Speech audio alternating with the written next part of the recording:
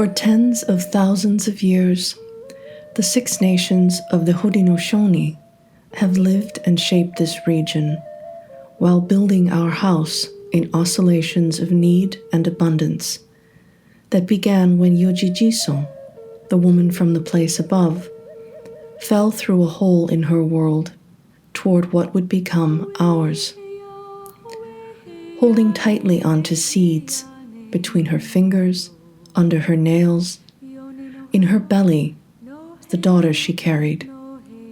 With the help of geese and ducks, of beaver and otter and muskrat, she was set down on the back of Haudenosaunee, the great snapping turtle, who carries Yetinistahan, our mother the earth, to this day. On Turtle's back, this woman gave birth to her daughter.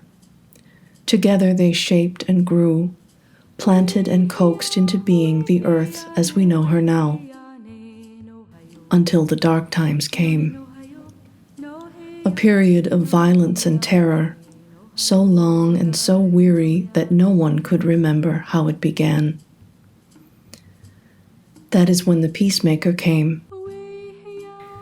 Its name is Haudenosaunee, the Great Way, or the Great Path, also known in English as the Great Law of Peace. This is a brotherhood of 6 nations. The basis of Haudenosaunee is skano, a word often translated as peace, but truly describes harmony with all facets of our Mother the Earth. We seek skano through ordered listening, through ceremony, and through many layers of social bonding. Decisions are taken when we reach skatnegatnigula, united minds, consensus. This process begins with Yagoyaneso, the clan mothers, who carry the voices of their families. They nominate Loyane, the chiefs, to represent their clans and their nations in council. With their families' guidance, these Loyane seek the well-being of the next 7 generations.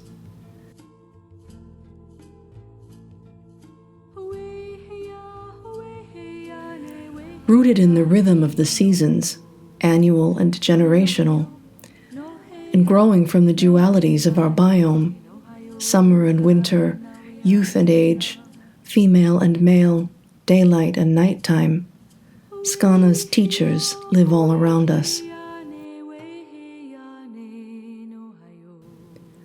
When Europeans arrived, they found people who maintained a sophisticated political and economic system, and whose law, philosophy, and strategy would impact Europe's empires for 300 years.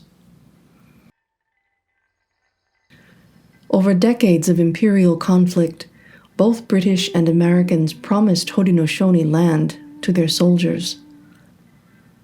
The Sullivan-Clinton campaign of 1779 enabled some of this theft.